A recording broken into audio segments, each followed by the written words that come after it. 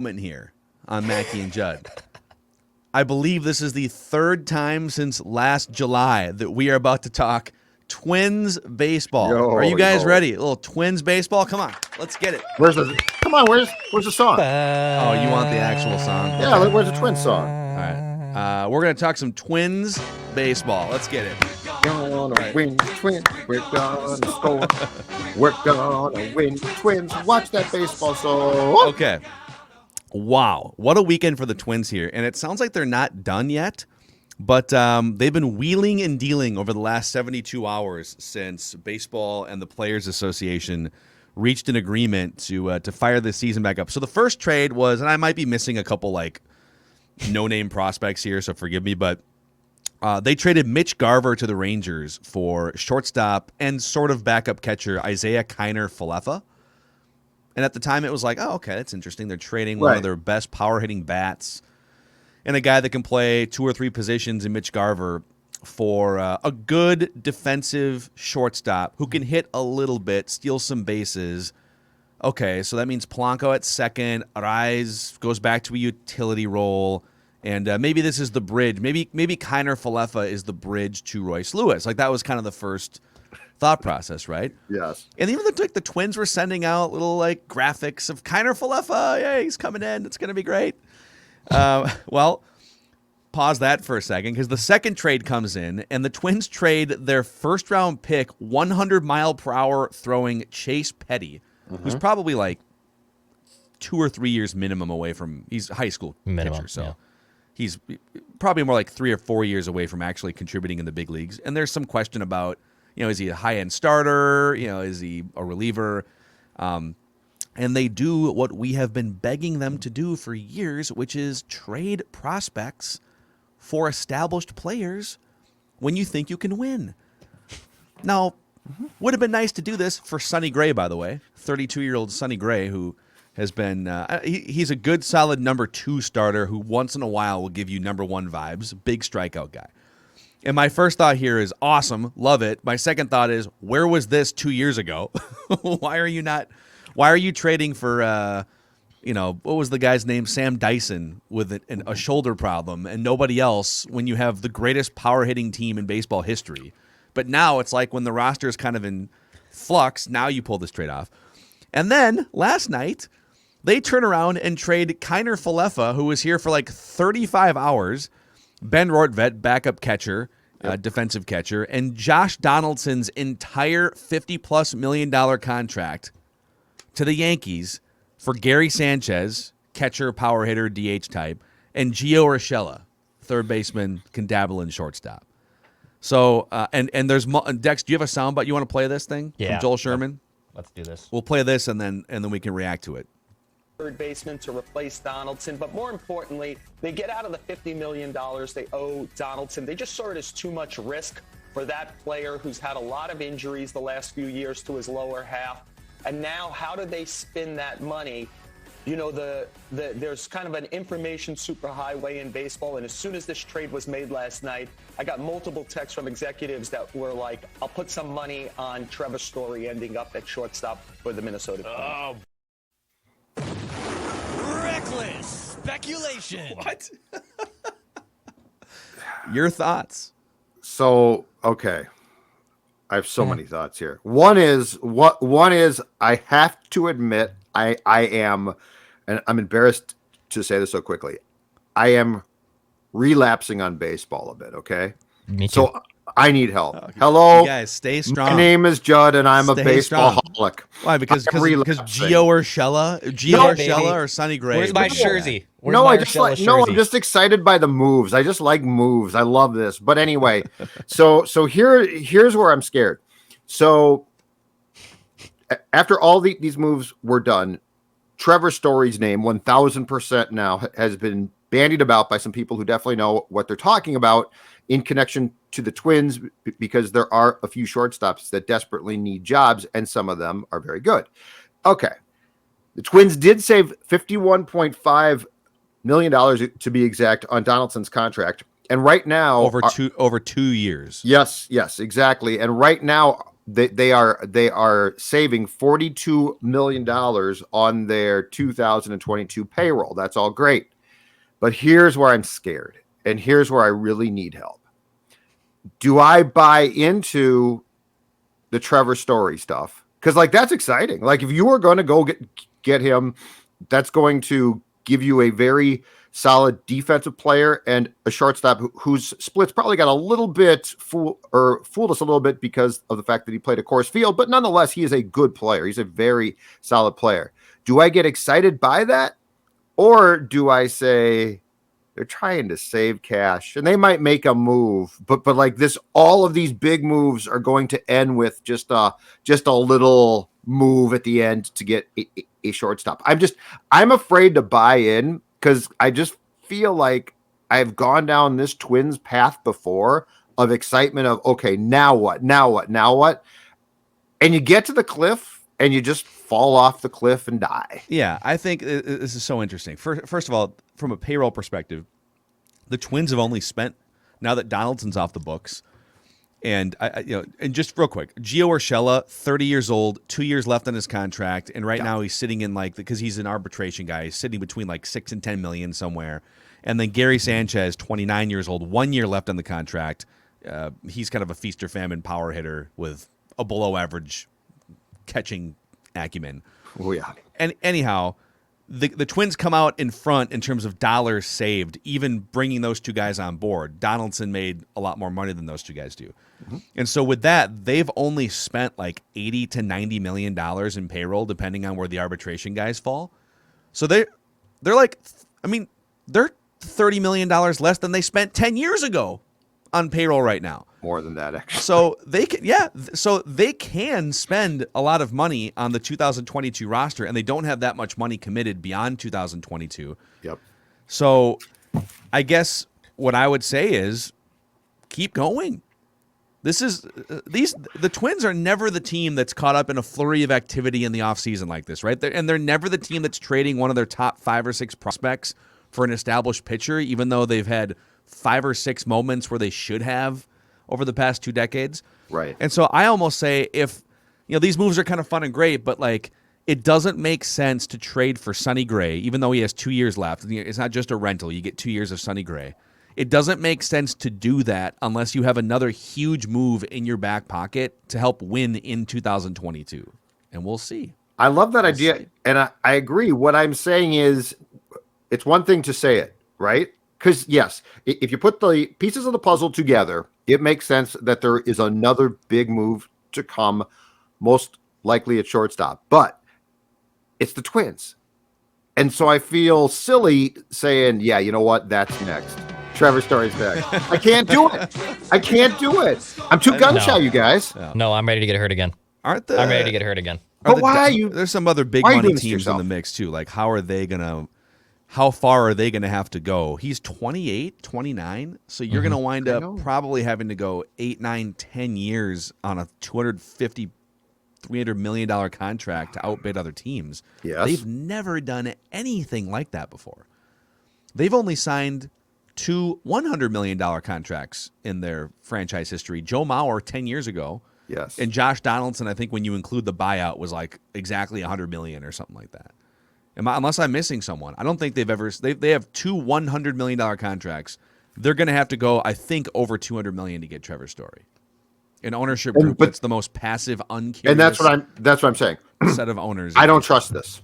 I don't trust this. Gray is a nice pitcher, and this staff needs help, but he's not like an ace. Like it's not like you just went and got a pure ace and now you're going to go get. So I'm just saying I am incredibly gun shy to be like, yeah, I think I know what's next. It sounds cool, but we've been down this path before, you guys, where it's been floated. The Twins are going to do this next. The Twins are looking at. The Twins are in on, right? And we get excited. We're like, that's a big name. That's really, really cool. Yeah. And then we just get the rug ripped out from underneath our feet. This is the sunny side of the Twins front office. This is now the sunny side with the Sonny Gray trade.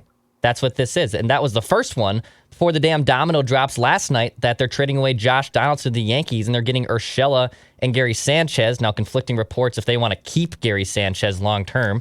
Ken Rosenthal says they do, and Bob Nightingale just very dismissively says there's zero chance that they want to keep him. So I don't know what to make of that. But I'm ready to get hurt again. If they sign Trevor Story, I am ready to get hurt again. Is there anything they can do?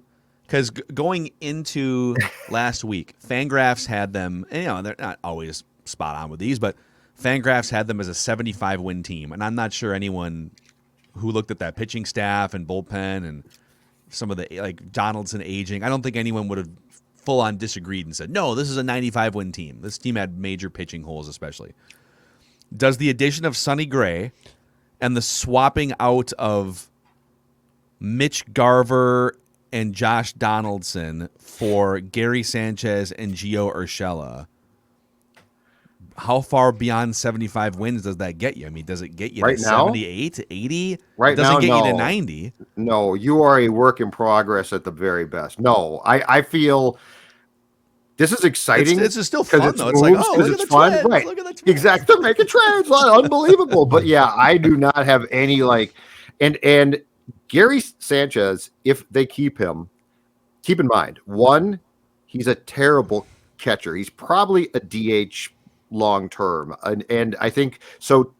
Jeffers, who doesn't hit, probably catches the majority of the time. Yeah. Gary Sanchez DHs, and the second thing is the fact that Urshela can play. He supposedly can play short, but he's played third, so that's a big question now. Like, if you don't sign Story, who is your shortstop? Yeah, I think. Is it Royce Lewis? I don't know if he's ready yet. No, I mean, Royce Lewis hasn't even played a baseball game in like 3 years. Like 2 years, that's my point. Like, I don't think he's ready yet. So, yes, exactly. Yeah. I don't know, man. It's a really interesting clearing of the deck. And if you believe what the Twins have said sort of behind the scenes to reporters the last 24 hours, they traded for Kiner Falefa initially for him to be the shortstop. Yeah. And then circumstances developed and changed, and the Yankees came calling. But why would Kiner Falefa be a deal breaker in there for the Yankees? Do the Yankees love him that much? Or was it more the Twins saying, oh, crap, this other thing, we're actually in on Trevor Story, and so... But that's what okay, but you just said what worries me, because the cynic will say, and the cynic might be right, that the Yankees said, we are not going to take Donaldson's entire contract unless you get us a bridge shortstop, because I think they've got a couple of like hot young prospects, okay? Who they will trade for established badass dudes. Supposedly they're not going to, but who knows? But it seems to me that the cynic will say, the Yankees said, get us a bridge shortstop. We will then pay the rest of JD's contract. And that the Twins did all of this to create for themselves a cash dump. Now the cynic will come back and say they didn't create the cash dump to spend that. They created that to get the cash back. So I am unlike Declan here. I am not willing to buy in until I actually see this. Until I actually see this, I am not willing to believe that the Twins are now going to pivot and be in on a high-priced, hot free agent. And let me, by the way, with the addition of Gray, let me go through the rotation right now as we record this episode. All right, the top two are pretty damn good. The top two are playoff rotation guys, but then it gets weird. Yeah, thank you very much. Okay. And last time I checked, top two. So they've got Gray, Dylan Bundy, Joe Ryan. Dylan Bundy's not the number. Yeah, No, I'm just going through it. They've got Gray, Bundy, Ryan, Ober, Dobnik, Thorpe, Griffin, Jacks. Yeah, and Sonny Gray and Joe Ryan are legitimate, really good starting pitchers. Like, you would start those guys in playoff games with zero hesitation. Dylan Bundy from 2 years ago, it was a COVID-shortened season in which I think he only made 12 or 13 starts like the rest of starting pitchers. He did finish 9th in Cy Young voting, and he kind of fulfilled his potential as this former top pick, right? Yes. And then he soiled himself last year. Yes, because it was an actual season. It was bad. Yeah, the scouts get a little bit more sample size on you. Bailey Ober has been kind of the punching bag of like, they finally You got developed two a pitchers, pitcher. It's Bailey Ober. So you got 2 pitchers so far. But I think Bailey Ober is a good back end of the rotation guy, but they definitely need at least one legitimate starting pitcher, and they need a legitimate shortstop to even entertain a discussion about this team competing, for a division or a wild card spot or whatever. So I love the moves. The moves are fun. I'm just not going to buy into the product quite yet. I'm going to drown myself in my $14 beers at Target Field. Okay.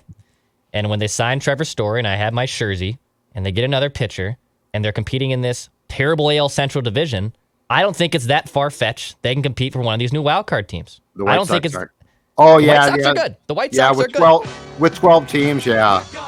They can compete. I'll compete for a playoff spot in the 12. Yeah, that's true. Ober, don't sleep on Bailey Ober, by the way. He did make I thought he made fewer starts. He did make 20 starts. He did. Now solid slow your year, roll, okay? Let's quit trying to torture this. I told you guys I'm excited by the moves because I like moves. I'm not excited by the end result until I see a lot more here. I want to get hurt again. I'm ready. Sonny Gray I want to get hurt again.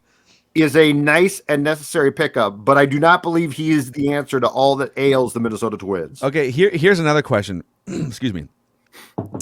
Deep down, I've kind of wanted to talk Twins, but I have nothing really like. I've been so mad at them for 2 years now that.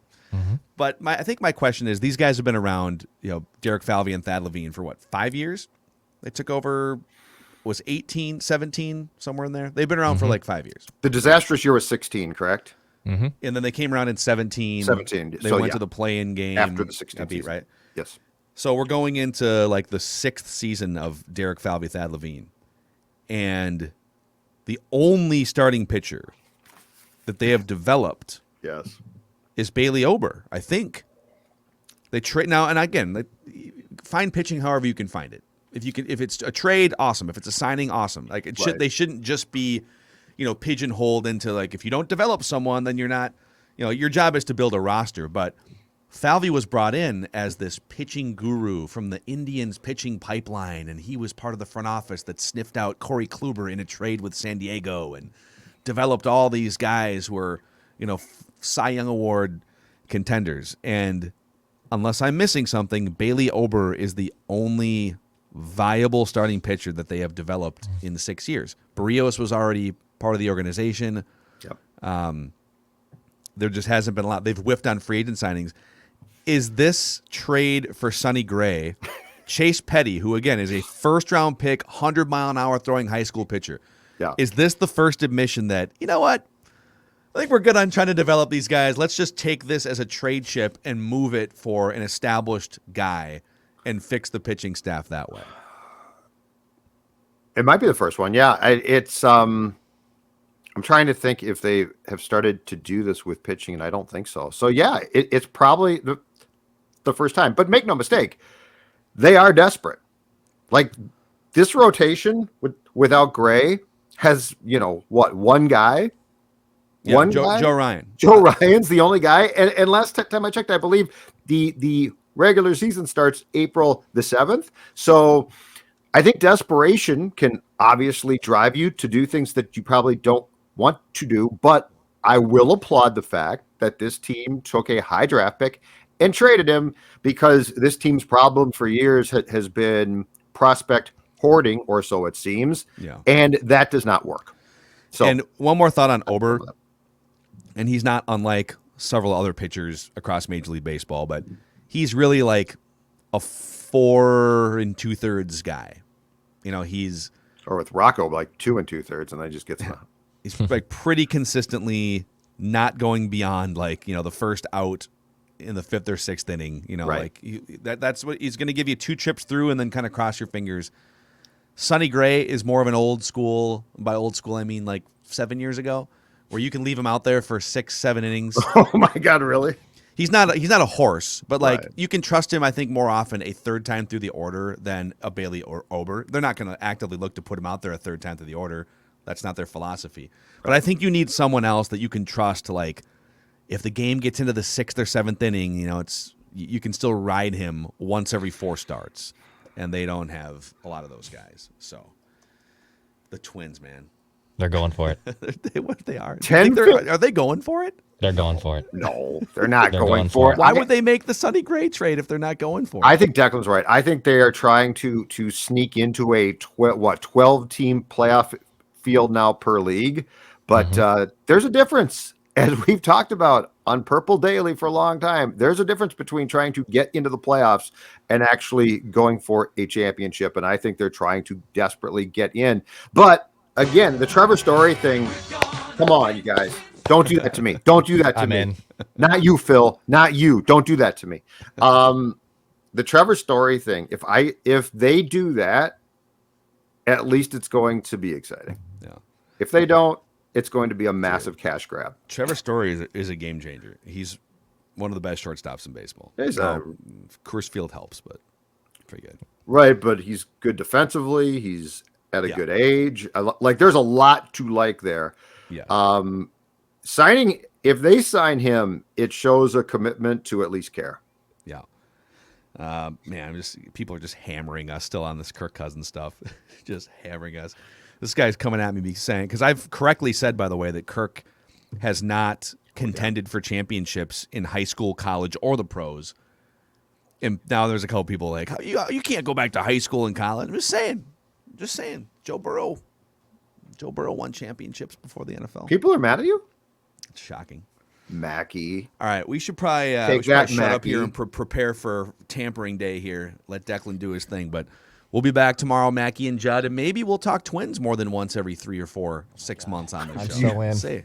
Sign Story. It's up to them. You sign Trevor Story, you might even lead the show. It's up to them. Yep. Or maybe not. All right, that's a wrap. Mackey and Judd, don't forget to check out Purple Daily all week long. See you guys.